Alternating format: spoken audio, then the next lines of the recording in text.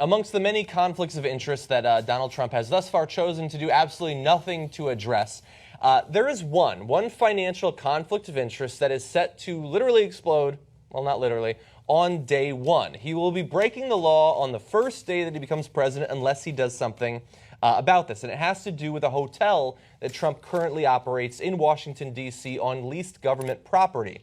Now, the contract between the Trump Organization and the General Services Administration, that is a government agency which is involved in this process, which owns the federal building in which the luxury hotel is housed, explicitly states that no elected U.S. official may have a say in or benefit from the lease for that property. That is the current situation, and he has that lease currently operating for one of his hotels.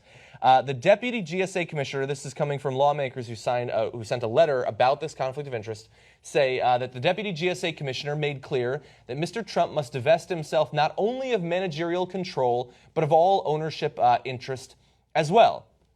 And that distinction that he needs to do both makes all the sense in the world when you realize that his version of divesting managerial control literally involves giving it to his kids, who then both sit in on government meetings with him, or, like his son, conduct interviews for who's going to be the next Interior Secretary. So that's a blind trust for you right there. It's 2020 blind, you know?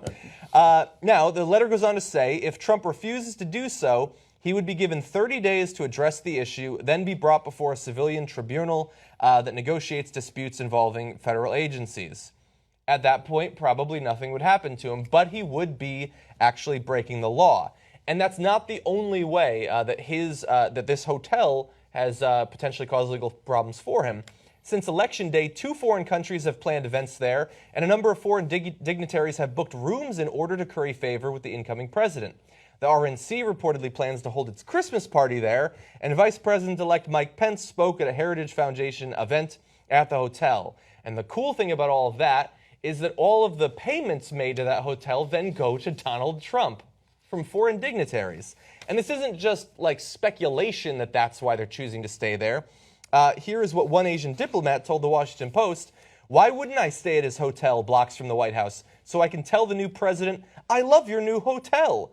Isn't it rude to come to his city and say, I am staying at your competitor?"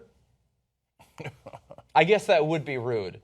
Not as rude as continuing to benefit financially from your position as president, and break the law in doing so, but rude.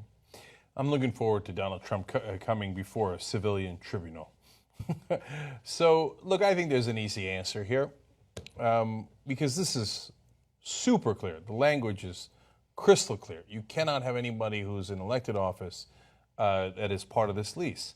So you're not going to throw Donald Trump out of office, and you know how brazen he is. So the best case scenario is he's like, yes, I've now handed it off from my right hand to my left hand, and my left hand obviously has no conflict of interest, and so I'm running it this way. In other words, I give it to one of my sons, and he runs it, or maybe I give it to Melania, whatever, right? Mm-hmm. So that doesn't really solve the problem. No. Okay, I have an easy answer. The minute he gets into office, he's in violation of the lease. No big deal. The lease is now invalid. That's a normal remedy in contracts. You've got a contract that's a government property. You signed a 60-year lease, which I believe costs $180 million. Sorry, you don't have it anymore. So that's now back to government property. Anyway, good luck with your presidency. Problem solved. Seems reasonable. Seems easy. Probably not going to happen. Now, other representatives of the GSA are saying that they are not taking a position on this. So it is theoretically possible that the Democratic lawmakers who, in allegiance with some of the members of the GSA leadership, are saying that he will automatically be in violation. Others are trying to avoid any issues with the incoming administration. And of course they are. He's going to be the guy who's signing their paychecks very soon. They don't necessarily want to make a political statement. In that later statement, though, they never say that he's not breaking the law, and they're basically saying that we're all going to be looking into it, which is literally the case. So just, again, if you're a Trump supporter and you think the man can do no wrong, and there's no conflict of interest ever, even if it's the clearest law you've ever seen, right? Or in this case, a contract.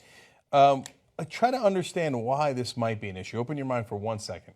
So the president gets to now appoint the head of the General Services Administration. Yeah. So he could now say, oh, I have a lease that says if I'm in elected office, I can't own this piece of property because it's actually government property. Okay, General Services Administration head, you're fired. Okay, bring in a lackey. Can I do it? Even though Louis it's in- Gohmert, new head of the GSA. Yeah, it's in clear violation of the written contract. Can I do it? Yes, sir. Of course you can. Okay. They used to have that on pirate ships. They just shoot them in the head and then promote somebody. Right. Now can I do it? Yes. Yes, you can, Mr. President. So we got to, that's why you have to avoid conflicts of interest. Remember, the president is supposed to be working for you, not for himself. Yeah. He's supposed to be your representative, looking out for your interests, not trying to figure out how he can make a buck off of you.